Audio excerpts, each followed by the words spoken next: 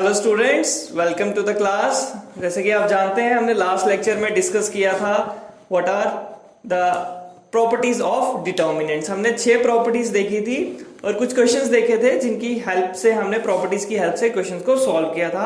आज हम एक्सरसाइज के कुछ और क्वेश्चंस देखेंगे जिसमें हम प्रॉपर्टीज का यूज करेंगे। ठीक है, एक्सरसाइज जैसे आप जानते हो एक्सरसाइज 4.2। तो क्वेश्चन नंबर नेक्स्ट अगर हम देखें, क्वेश्चन नंबर 7 देखते हैं। क्वेश्चन नंबर 7 आपको यहां प्रूफ करना है -a² -b² and -c² diagonal elements, then ab ac ba ca bc cb। ठीक है, आपको शो करना है this determinant is equals to 4 times a² b² c²। ठीक है, ये आपको शो करना है। तो हम लेफ्ट साइड ले लेते हैं, है ना। तो लेफ्ट साइड लेते हैं तो शो कर देंगे कि वो 4a² b² c² के इक्वल है। तो हम LHS ले लेते हैं, left side equals to this, left hand side ये है। तो अब आप देखेंगे हम प्रॉपर्टी कौन सी लगाएंगे सबसे पहले, है ना, क्वेश्चन को देखने के लिए। तो अगर आप देखिए, आप सबसे पहले ये देखेंगे, 2 चीजें हम देख सकते हैं। क्या किसी पर्टिकुलर रो में कुछ कॉमन निकल सकता है? सबसे पहली चीज ये देखेंगे, अगर यस तो वो कॉमन ले लीजिए।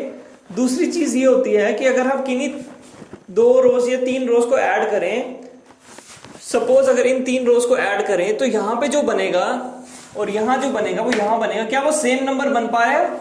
तीनों रोज या 2 रोज को ऐड करने पे कॉलम्स को, सॉरी कॉलम्स कहेंगे, क्या 3 कॉलम्स को ऐड करने पे एक रो में कॉमन कुछ बन रहा है, या 3 रोज को ऐड करने पे क्या उस पर्टिकुलर कॉलम में कुछ बन रहा है? तो ये 2 चीजें हम चेक करेंगे। तो अगर आप यहां पे देखें, पहली रो में a कॉमन है, यहां पे a, यहां पे b कॉमन है और यहां पे c कॉमन है। तो हम वही करेंगे। तो यहां पे इसको कैसे लिख सकते हैं? अगर इस रो से a निकालेंगे हम बाहर, ठीक है, इस रो से b निकालेंगे और इस वाली थर्ड रो से c निकालेंगे, तो पीछे क्या बच जाएगा? -a b c, यहां बचेगा a -b c, और यहां बचेगा, देखो ना, यहां से a निकाला तो एक a बच गया, b और c बच गया। यहां से b निकाला तो यहां बचा a, यहां बचा एक b और यहां बचा c। यहां से c निकाला तो बचा a b और -c। ठीक है, कॉमन आ गया। एक रो से एक वैल्यू ले सकते हैं, दूसरी से दूसरी, तीसरी से तीसरी, कॉमन आ गया। अब देखो आप क्या कर सकते हैं यहां पे, और यहां पे क्या हम कर सकते हैं। अगर आप देखो, ये -a और ये +a है, इन दोनों को ऐड करने से कुछ मिलेगा? a और a को ऐड करने से नहीं, बट -a और a को ऐड करेंगे तो क्या मिलेगा? 0। b और -b को ऐड करेंगे क्या मिलेगा? 0। c और c से बनेगा 2c, तो 2 0 बन रहे हैं। आपको पता है डिटर्मिनेंट में जब भी 0 बनते हैं क्वेश्चन सॉल्व करना इजी हो जाता है। तो हम यहां पे क्या लिख लेंगे? अप्लाइंग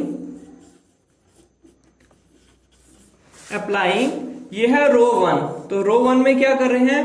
रो 1 में रो 1 और रो 2 को ऐड कर रहे हैं, है ना। इस रो में इस रो को ऐड कर रहे हैं, तो हमें क्या मिलेगा? a b c, -a और +a ऐड होंगे तो 0, b और -b ऐड होंगे तो 0, c और c ऐड होंगे तो 2 टाइम्स c। पीछे क्या बच गया? a -b और c, और ये a b और -c। हमने मैट्रिसेस की प्रॉपर्टीज में भी देखा था, ऑपरेशन के लेफ्ट साइड में जो चीज होती है वही चेंज होती है। तो R1 चेंज हो रहा है, R2 और R3 तो वैसे के वैसे ही हैं, तो उनको मैंने वैसे का वैसे ही लिख दिया। अब आप क्वेश्चन देखो, इजी हो गया। I think it is the most simplified form, जहां पे आपके पास 2 जीरोस मिल गए हैं और एक ही नॉन जीरो वैल्यू है, और आप अब इस डिटर्मिनेंट को एज इट इज ओपन कर सकते हैं, ना। ये 0 है, इस रो और कॉलम को छोड़ेंगे, ये 0 बन जाएगा। ये भी 0 है, तो इन दोनों को मल्टीप्लाई करने पे आएगा, वो भी 0 आएगा। जो बचेगा वो क्या होगा? 2c। जो बचेगा वो होगा 2c +-+। और यहां से क्या मिलेगा? a इंटू b, ये मिलेगा हमें ab माइनस फॉर्मूले का, और ये माइनस बन गया plus, ab into ab, a into b ab। तो हमारे पास क्या आ गया? ये 2 पहले ले आता हूं, 2 ए बी सी का स्क्वायर, ए बी और ए बी ये आ गया 2ab, 2 और 2 बन गए 4, ए और ए बन गए ए स्क्वायर, बी और बी बन गए B square, already C square था which is equals to RHS, hence LHS is equal to RHS। ठीक है, ये प्रूफ करना था। तो लेफ्ट हैंड साइड में जो डिटर्मिनेंट वैल्यू थी that is nothing but 4a square B square C square. ठीक है, एक ही प्रॉपर्टी लगाई हमने, ए बी और सी को कॉमन ले लिया, वहां लिख भी सकते हो taking A common from row 1, taking B common from row 2 and C common from row 3। ठीक है, इजी था ना क्वेश्चन। अब नेक्स्ट चलते हैं, देखते हैं उसमें कौन सी प्रॉपर्टी यूज होती है।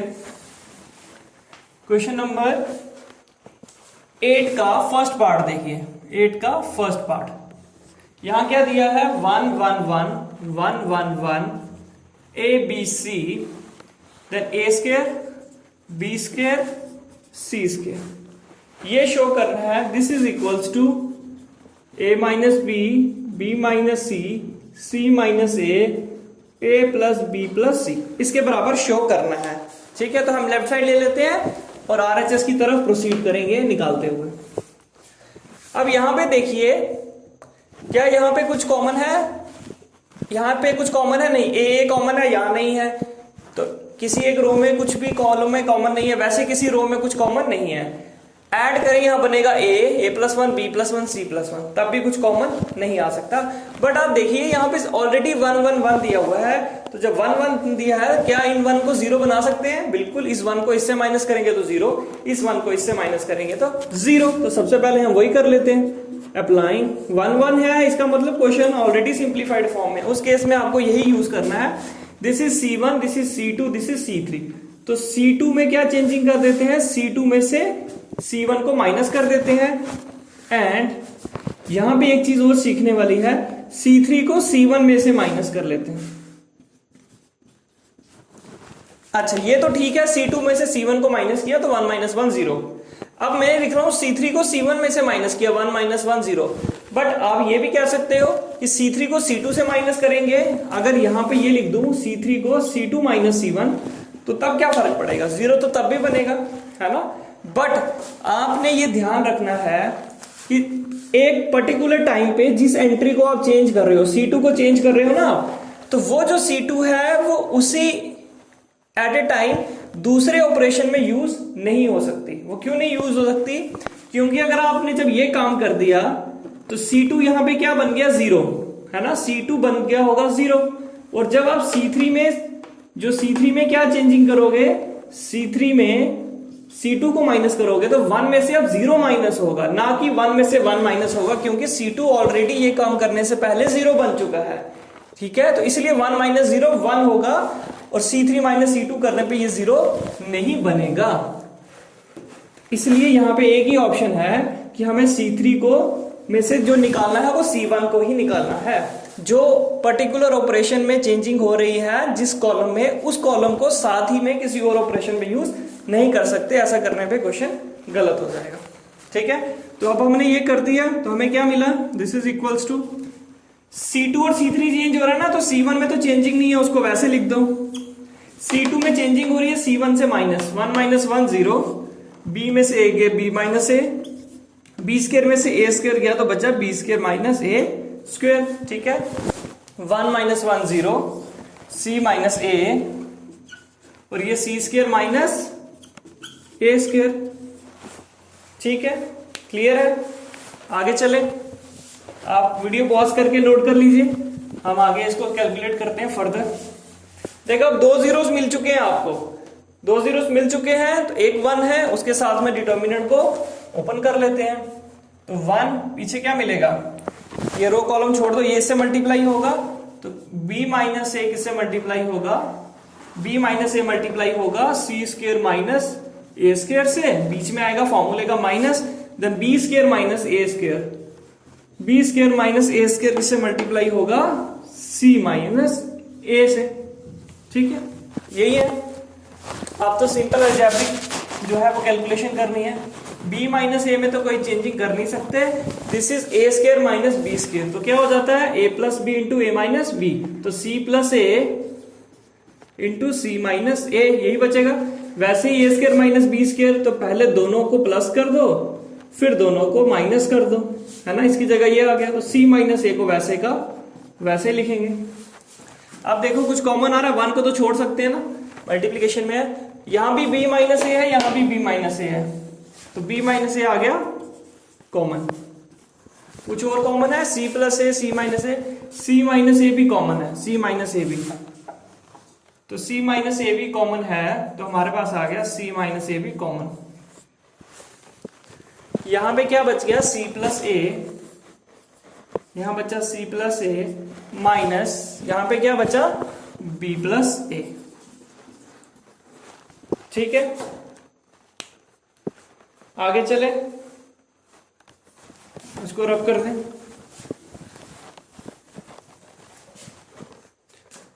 तो यहां पे आया b minus A, c minus A, bracket को ओपन कर लीजिए, c plus A minus b minus A and A cancel, तो यहां से आया b minus A, c minus A and c minus b, यहां से माइनस कॉमन लीजिए तो बनेगा a माइनस b, और यहां से भी कॉमन लीजिए,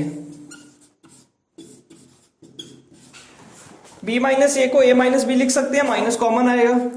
वैसे ही c माइनस बी को b माइनस 6 लिखते हैं, एक माइनस और कॉमन आएगा और वो माइनस और माइनस बन जाएंगे प्लस, और this is a minus B, b minus C, c minus a। हमें यही शो करना था, a minus B, b minus A, c minus a minus B, b minus C, c minus a। तो क्या property use की हमने question में देखा ऑलरेडी, पहले रो में 1 1 1 था, जब वो this is the simplest easiest form, हमने उनमें मैक्सिमम जीरोस बना दिए। जीरोस कैसे बना दिए, उन कॉलम्स को कॉरस्पॉन्डिंग कॉलम से माइनस कर दिया। और एक इंपॉर्टेंट चीज सीखी कि जब एक किसी पर्टिकुलर कॉलम में या रो में चेंजिंग हो रही है, तो उसी कॉलम या रो को हम रीयूज नहीं करेंगे, ठीक है, उस कॉलम या रो को रीयूज नहीं करेंगे ऑपरेशन में, उसी पर्टिकुलर लाइन में नेक्स्ट स्टेप में यूज कर सकते हैं। तो नेक्स्ट क्वेश्चन अगर आप देखें अपना, क्वेश्चन नंबर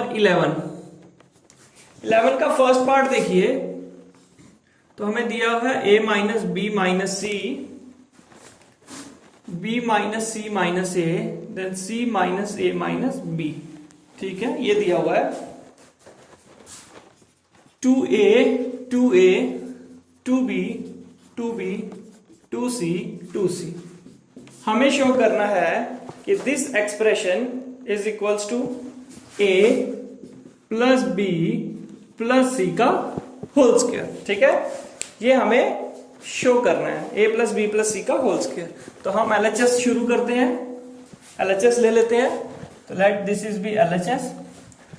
अब यहां पे देखिए, सबसे पहले क्या कुछ कॉमन आता है, देखो यहां तो कुछ नहीं कॉमन आ सकता, यहां इसमें से भी कुछ भी कॉमन नहीं आ सकता, तो एक ऑप्शन कॉमन वाला चला गया। तो क्या माइनस करने पे 0 बनता है, नहीं, कोई भी टर्म सामने सेम नहीं है ताकि आप प्लस या माइनस करके 0 बना सको। बट अगर आप देखो इन तीनों को ऐड करो, इन तीनों को जब इनको ऐड करोगे तो देखो क्या होगा, कॉमन कुछ नहीं आ रहा, माइनस करने में भी 0 नहीं आ रहा। तो अगर हम रो 1 में रो 2 और रो 3 को ऐड करें तो हमें क्या मिलेगा, देखो a माइनस बी माइनस सी, इसमें 2b और 2c ऐड हो रहे हैं, है ना, जब 2b और 2c ऐड हो रहे हैं तो क्या मिल रहा है, रफ में लिख रहा हूं a minus B minus C plus 2b plus 2c। a में तो कोई चेंजिंग नहीं हो रही है, माइनस b में 2b ऐड हुए तो बचा b, माइनस c में 2c ऐड हुए तो बचा c, तो क्या मिला a plus B plus C, a plus B plus C. यहां 2a है, 2 में से a से एक a गया तो बचेगा a, b वैसे का वैसा ही है, और माइनस c प्लस 2c बचा c। यहां पे आ जाइए, 2a में से a गए a, 2b minus b b, और c वैसे का वैसा ही। तो हमने देखा कि जब हम किसी particular, sorry this is column, this is not row, this is c1, this is c2 and this is 3। हाँ, अगर आप ऐसे करेंगे तो क्या होगा, तो 2a plus 2a 4a, 4a plus a 5a, 5a minus b minus c, यहां बन जाएगा 5b माइनस c। तो तब सेम नहीं आ रहा। अगर हम रोज को ऐड करते हैं तो हमने कॉलम वाइज ऐड किया, C1 में C1 2 और C3 ऐड कर दिया, तो हमने देखा a plus B, A plus B plus C, A plus B plus C, ये एक फॉर्म कॉमन आ रही है, एक पर्टिकुलर रो के एलिमेंट सेम आ रहे हैं, और यही तो हमें फायदा होगा कि हम यहां से कॉमन ले सकते हैं। अब C1 में चेंजिंग हुई है तो C2 और C3 को तो हम छेड़ नहीं सकते, वो वैसे के वैसे ही रहेंगे। This is 2c c minus a minus b। ठीक है, अब क्या कर सकते हैं हम, नेक्स्ट स्टेप क्या होगा, आपको पता है कि जिस रो में एलिमेंट सेम आ रहे हैं वो एलिमेंट्स कॉमन ले लें। तो यहां पे अगर a प्लस बी प्लस सी बाहर निकाल दें, है ना, ये बाहर निकाल दें a plus B plus C, तो यहां पे क्या बच जाएगा, 1 1 1 बच जाएगा। ठीक है, तो ये प्लस बी प्लस सी मैंने अभी लिखा, भी मैं इसको वापस लिखूंगा। अब क्या करेंगे, ये लास्ट क्वेश्चन की तरह बन गया जिसमें 1 1 1 दिख रहा है, तो जब 1 1 1 दिख रहा है तो हम क्या कर सकते हैं, इन 1 को 0 बना सकते हैं। तो क्या करेंगे, अप्लाइंग C2 में क्या चेंजिंग करेंगे, C2 को C1 में से माइनस करेंगे, एंड वैसे ही C3 को क्या चेंज करेंगे, C3 में से C1 को माइनस करेंगे। तो 1 माइनस 1 0 यहां भी मिल जाएगा, 1 माइनस 1 0 यहां भी मिल जाएगा। तो ये डिटर्मिनेंट क्या बन जाएगा, बाहर मेरे पास क्या है, a प्लस बी प्लस सी। ठीक है, ये तो साथ में चल रहा है। C2 और C3 चेंज हो रहे हैं ना, C1 तो चेंज नहीं हो रहा, तो पहले C1 को लिख दो, अब माइनस कर दो, 1 minus 1 0, b minus C minus a minus 2b। C2 पहले आ रहा है, ये तो वैसे लिखेंगे। C और a में चेंजिंग हो रही है, नहीं, तो C और a तो वैसे का वैसा है। b माइनस 2b, b में से 2b निकालेंगे तो क्या बनेगा, माइनस b, यही आएगा। 2c माइनस 2c, ये आ गया 0। ठीक है,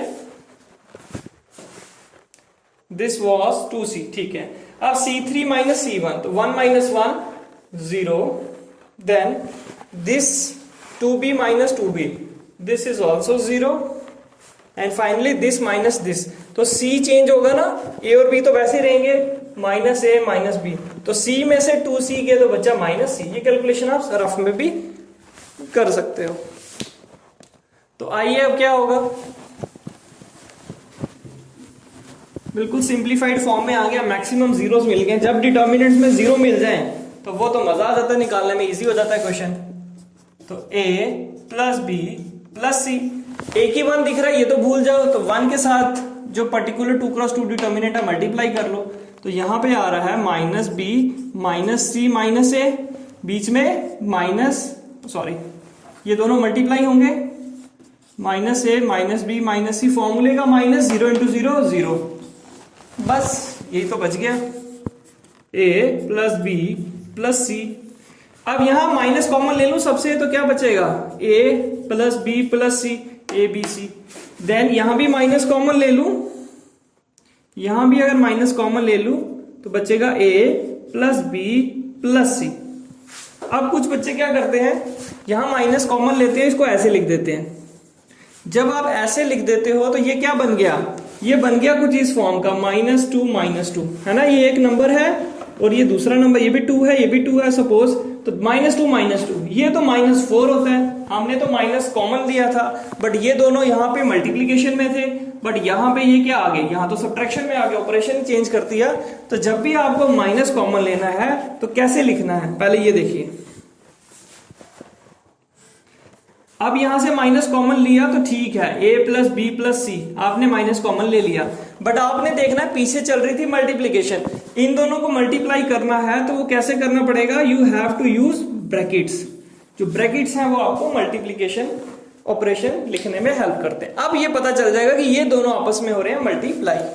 तो यहां से क्या मिलेगा, a plus B plus C, ये माइनस और ये माइनस मल्टीप्लाई होते बन गया plus, a plus B plus C, then a plus B plus C. तो 2 बार 3 बार सेम टर्म आ रही है, 2 इंटू 2 इंटू 2 क्या होता है, दिस इज 2 की power 3, basis same, powers are added, 1 plus 1 plus 1 2 की पावर 3। तो ये सेम नंबर है, बेस सेम है, पावर्स ऐड हो जाएंगी, 1 plus 1 plus 1 which is 3। This is what, this is RHS ये तो आपको शो करना था, hence LHS equal to RHS, that is the determinant जो हमारी लेफ्ट साइड में था, is nothing but A plus B plus C का होल क्यूब। और प्रॉपर्टी कौन सी यूज की, पर्टिकुलर कॉलम में दूसरे दो कॉलम्स ऐड करती है। तो अगर आप इन क्वेश्चंस का ट्रेंड देखो तो ट्रेंड क्या है, अगर आपको 1 1 1 दिखता है तो सबसे पहले दो 1 को 0 बना के सॉल्व कर दो। दूसरी बात, 1 1 1 नहीं दिख रहा, देखो किसी पर्टिकुलर रो में कोई एलिमेंट कॉमन है या पर्टिकुलर कॉलम में वो एलिमेंट बाहर निकाल दो, फिर वो वहां 1 बन जाएगा। अगर वो भी ट्रेंड नहीं दिख रहा तो किसी पर्टिकुलर रो को, दो रोज को या 3 रोज को ऐड करो। ऐसा करने से एक पर्टिकुलर रो को ऐड करोगे तो कॉलम में कुछ कॉमन मिलेगा, और अगर पर्टिकुलर कॉलम्स को ऐड करोगे तो एक नई रो ऐसी बनेगी जिसमें कुछ कॉमन मिल जाएगा। जैसे कॉमन निकलेगा उसको बाहर निकालोगे, पीछे बच जाएगा 1 1 1 और 2 zeros बना के आप सॉल्व कर लोगे। So hope things are clear. फिर भी कोई डाउट हो प्लीज कमेंट बॉक्स में लिखिए। And this brings the end to the second lecture, determinants. This is a very important topic जो आपको आगे वेक्टर्स में भी हेल्प करेगा। Vector sorry you have already studied. कुछ आपने देखा है फिजिक्स की 11th में, 12th में वेक्टर टॉपिक है जिसमें डिटर्मिनेंट का रोल फिर आएगा। सो प्लीज इसको अच्छे से तैयार कीजिए। कोई भी डाउट हो कमेंट सेक्शन में लिखिए। And thanks.